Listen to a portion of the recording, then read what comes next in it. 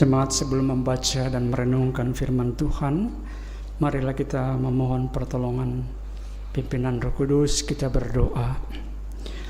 Allah yang rahmani dalam Kristus Yesus, kami datang merendahkan kehidupan kami di hadapan-Mu. Seraya kami memohon pertolongan Tuhan atas kami, supaya Engkau dengan kuasa Roh-Mu menyertai kami, menuntun hati dan pikiran kami, ketika kami membaca dan merenungkan firman ini, bukan dengan kekuatan kami, tapi dengan pimpinan Roh-Mu yang kudus. Ubahkan hati kami menjadi tanah yang subur, dan cerdaskan pikiran kami, supaya kami memahami, kami mengetahui, kami mengerti, dan oleh pimpinan Roh Kudus, kami mampu menjadi pelaku kebenaran firman-Mu. Dalam nama Yesus, amin. Kita akan membaca dari Kejadian 22 ayat 1 sampai 14 dengan judul perikop Kepercayaan Abraham diuji. Setelah semuanya itu, Allah mencoba Abraham. Ia berfirman kepadanya, "Abraham," lalu sautnya, "Ya Tuhan." Firman-Nya, "Ambillah anakmu yang tunggal itu, yang engkau kasihi, yakni Ishak. Pergilah ke tanah Moria dan persembahkanlah dia di sana sebagai korban bakaran pada salah satu gunung yang akan kukatakan kepadamu." Keesokan harinya pagi-pagi bangunlah Abraham. Ia memasang pelana keledainya dan memanggil 2 orang bujangnya beserta Ishak, anaknya. Ia membelah juga kayu untuk korban bakaran itu. Lalu berangkatlah ia dan pergi ke tempat yang dikatakan Allah kepadanya. Ketika pada hari ketiga Abraham melayangkan pandangannya, kelihatanlah kepadanya tempat itu dari jauh. Kata Abraham kepada kedua budangnya itu, "Tinggallah kamu di sini dengan keledai ini. Aku beserta anak ini akan pergi ke sana. Kami akan sembahyang. Sesudah itu kami kembali kepadamu." Lalu Abraham mengambil kayu untuk korban bakaran itu dan memikulkannya ke atas bahu Ishak anaknya. Sedang di tangannya dibawanya api dan pisau. Demikianlah keduanya berjalan bersama-sama. Lalu berkatalah Ishak kepada Abraham ayahnya, "Bapa," sahut Abraham. "Ya anakku." Bertanyalah ia, "Di sini sudah ada api dan kayu, tetapi di manakah anak domba untuk korban bakaran itu?" Sahut Abraham, "Allah yang akan menyediakan anak domba untuk korban bakaran baginya, anakku." Demikianlah keduanya berjalan bersama-sama. Sampailah mereka ke tempat yang dikatakan Allah kepadanya. Lalu Abraham mendirikan mezbah di situ. Disusunnyalah kayu, diikatnya Ishak anaknya itu, dan diletakkannya di mezbah itu, di atas kayu api. Sesudah itu Abraham mengulurkan tangannya untuk mengambil pisau, lalu mengambil pisau untuk menyembelih anaknya. Tetapi berserulah malaikat Tuhan dari langit kepadanya, "Abraham, Abraham." Sautnya, "Ya Tuhan." Lalu ia berfirman, "Jangan bunuh anak itu, dan jangan kau apa-apakan dia, sebab telah kuketahui sekarang bahwa engkau takut akan Allah, dan engkau tidak segan-segan untuk menyerahkan anakmu yang tunggal kepadaku." Lalu Abraham menoleh dan melihat seekor domba jantan di belakangnya, yang tanduknya tersangkut dalam belukar. Abraham mengambil domba itu, lalu mengorbankannya sebagai korban bakaran pengganti anaknya. Dan Abraham menamai tempat itu, "Tuhan menyediakan." Sebab itu sampai sekarang dikatakan orang, "Di atas gunung Tuhan akan disediakan." Yang berbahagia ialah mereka yang mendengar firman Allah dan yang memeliharanya dengan setia.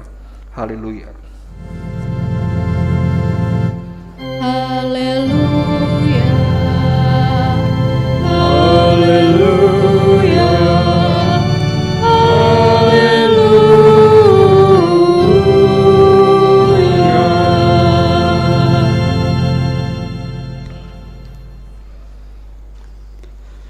Bapak Ibu yang dikasihi Tuhan, adapun tema minggu pagi hari ini adalah ketaatan penuh kepada Tuhan dan upahnya.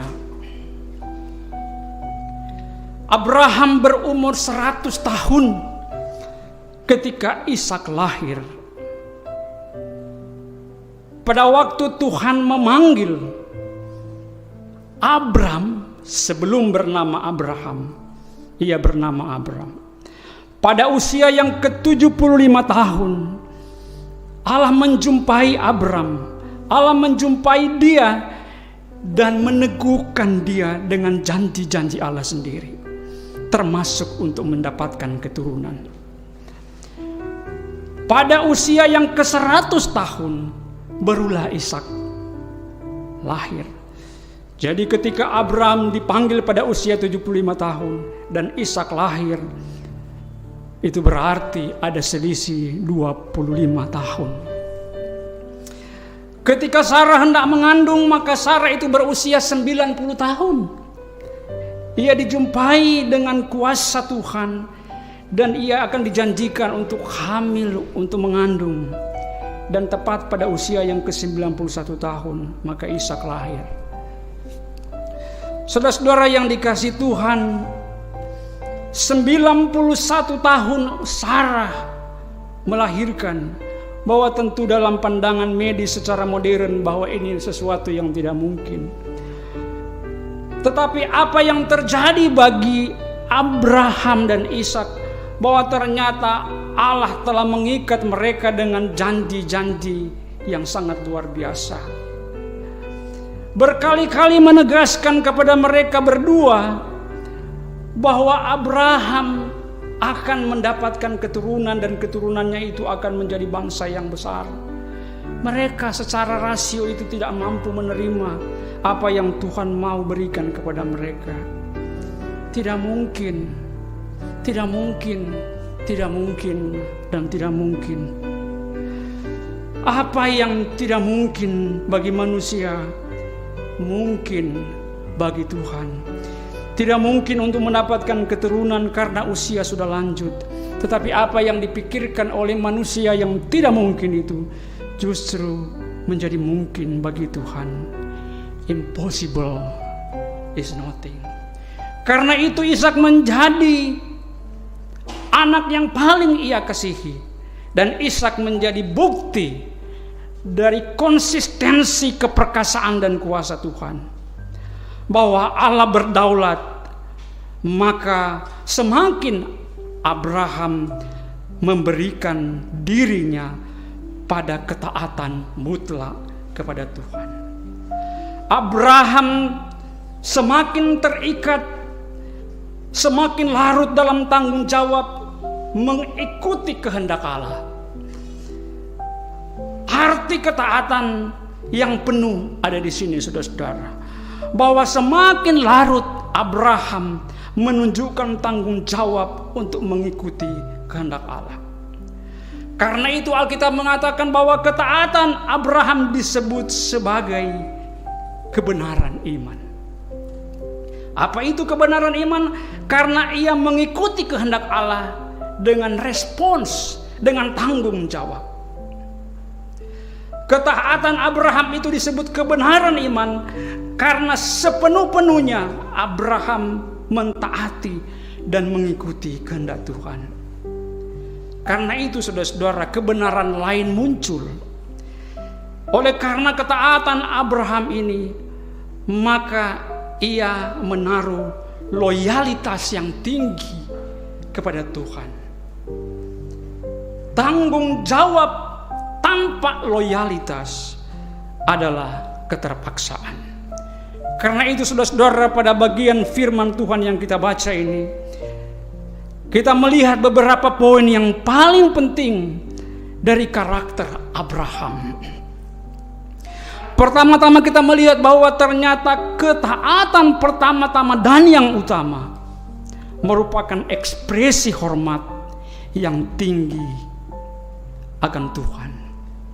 Ayat yang kedua, saya ulangi bahwa ternyata ketaatan pertama-tama dan yang utama merupakan ekspresi hormat yang tinggi akan panggilan Tuhan. Karenanya Ketaatan memang harus penuh. Karena dia menjadi sebuah ekspresi hormat, maka ketaatan itu mutlak menjadi ketaatan yang penuh. Abraham tidak mengenal nanti dulu. Abraham tidak mengenal tunggu dulu. Abraham tidak mengenal kapan-kapan saja. Justru Abraham membuktikan sebagaimana pada ayat yang ke-6. Kepada Ishak dipikulkan kayu bakar. Kepada Ishak di punggungnya diletakkan beban, yang beban itu justru akan mengorbankan Ishak. Karena Ishak yang harus dikorbankan. Saudara-saudara, Abraham tidak menolak ketika Tuhan meminta Ishak untuk dipersembahkan. Abraham tidak berbantah-bantah. Abraham membawa Ishak ke tanah Moria untuk dipersembahkan kepada Tuhan sesuai dengan perintah Tuhan. Ini adalah ekspresi hormat yang tinggi. Ketaatannya bukan ketaatan 1/2. Ketaatannya bukan ketaatan 3/4. Ketaatan adalah mutlak, penuh, termasuk menyerahkan anaknya. Yang kedua, saudara-saudara, ketaatan juga berarti pengorbanan. Ishak adalah anak sematawayang. 25 tahun menanti.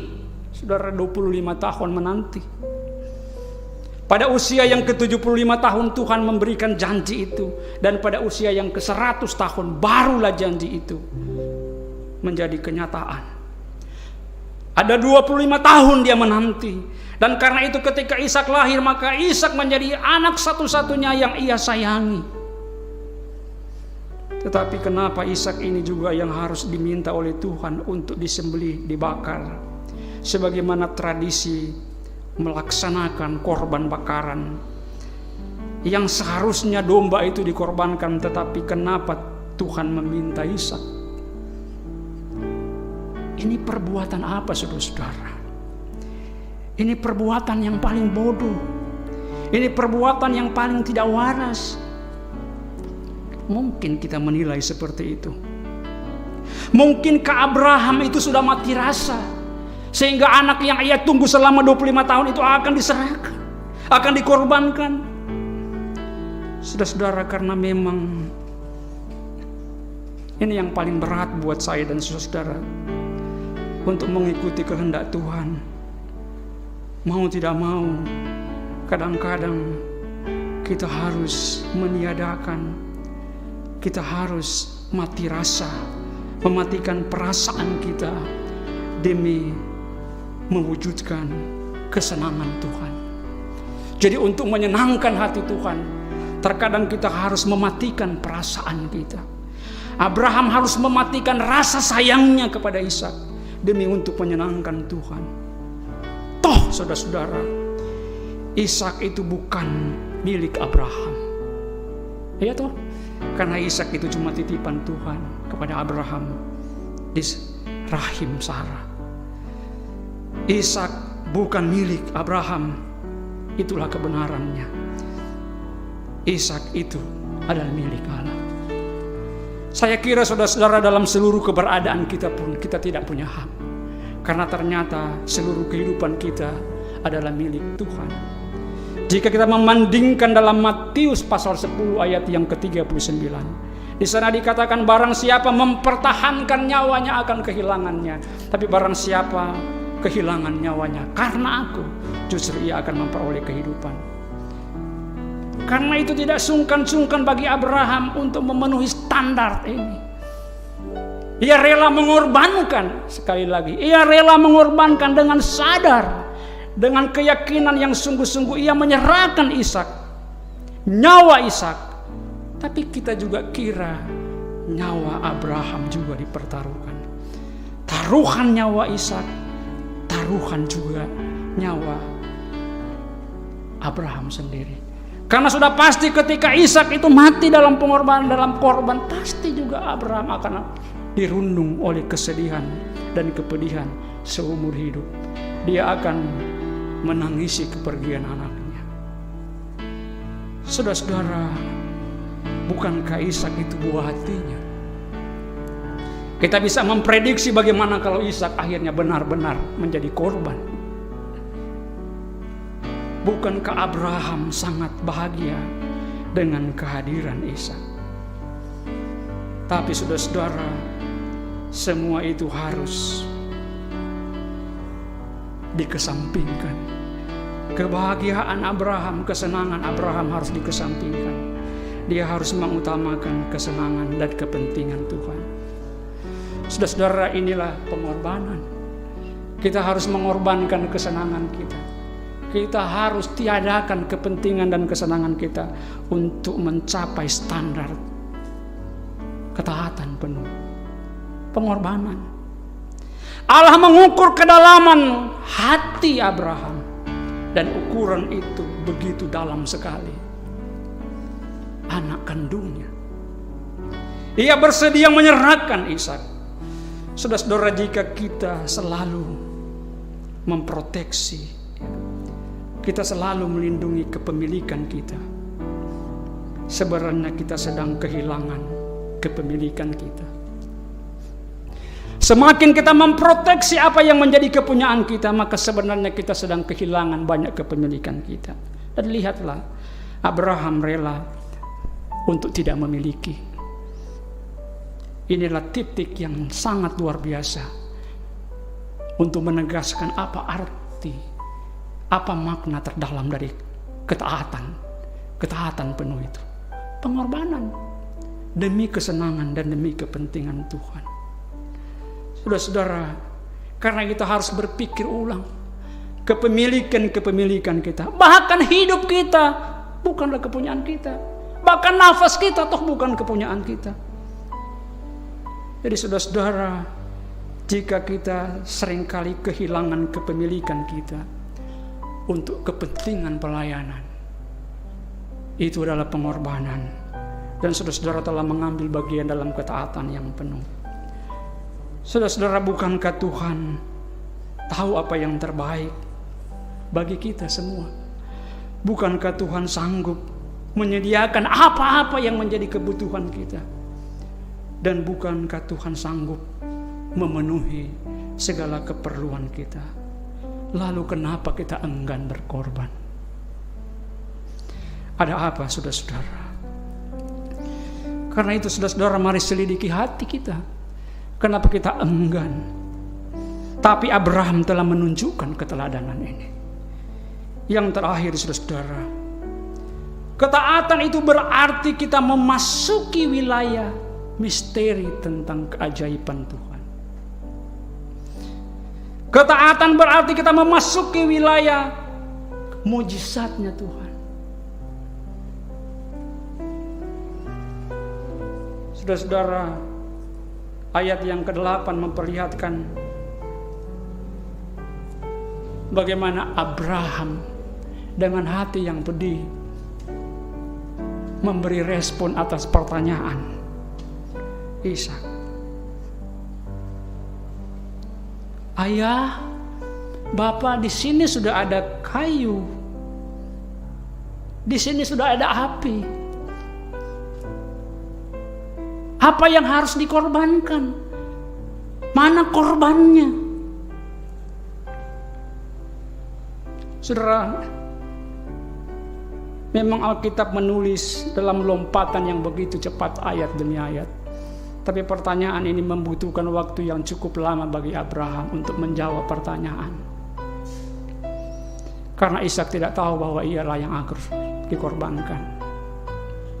Dan sampai di sini pertanyaan ini adalah pertanyaan yang paling tidak siap untuk dijawab oleh Abraham. Bagaimana mungkin ia akan mengorbankan anaknya? Tetapi Abraham melakukan apa yang diperintahkan Tuhan. Cukup, saudara-saudara. Bagi Allah ini cukup. Allah sudah tahu bagaimana kemurnian hati Abraham. Allah mengetahui persis bagaimana ketulusan dan kesungguhan hati Abraham. Saudara-saudara, apa yang dijawab oleh Abraham dengan pertanyaan anaknya? Anakku, Allah akan menyediakan. Padahal Abraham tidak tahu apa. Dan secara kasat mata apa yang akan dikorbankan. Karena cuma dia bersama dengan anaknya. Tapi Abraham menjawab dengan pengharapan, dengan kebenaran, dengan keyakinan. Anakku, Allah akan menyediakan. Dalam teks Ibrani disebut dengan Elohim Yireh. Allah menyediakan, Elohim Yireh. God's will provide. Allah akan menyediakan. Saudara-saudara, tidak mungkin Allah sekejam itu. Tidak mungkin Allah sejahat itu 25 tahun menanti. Ini kalau kita memasuki wilayah rasionalitas. Karena itu saudara-saudara, ketaatan itu berarti juga seringkali harus merupakan peperangan terhadap daya nalar, daya pikir kita. Ketaatan seringkali harus membunuh rasionalitas kita. Dan ketaatan berarti juga penyerahan diri sepenuhnya kepada rencana-rencana Allah yang tidak kita duga. Maka Abraham berpaling. Jangan kau bunuh anak itu. Lepaskan ikatan itu. Lalu Abraham berpaling dan mengangkat mukanya. Dan dia melihat di samping itu ada seekor domba. Ternyata Allah sudah menyediakan. Tapi Abraham tidak melihatnya. Abraham hanya melihat dengan rasa iman, dengan pengharapan. Maka pertanyaan Ishak terjawab. Ini dia Elohim Yireh atau Jehovah Yireh. Allah menyediakan.